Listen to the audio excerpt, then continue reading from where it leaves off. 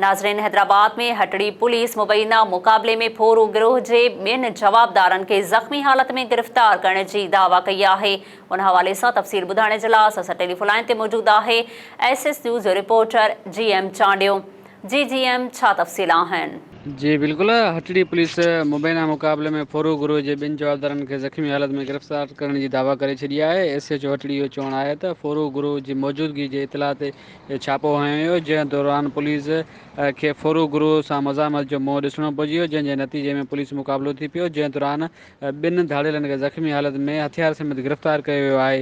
Police जो चवणु आहे त जवाबदारनि जा ॿिया साथी मौक़े तां फ़रार थियण में कामयाब थी विया आहिनि।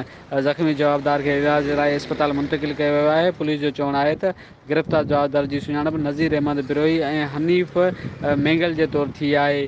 पुलिस जो चवणु आहे त शुरूआती जांच मूजिबि गिरफ़्तार जवाबदारनि जो तालुक़ मुनज़म फोरू गिरोह सां आहे, जेकी ताज़ो हटड़ी बल्दिया ऐं भरपासे वारे इलाइक़नि में फौजी वारदातुनि में मसरूफ़ हुआ।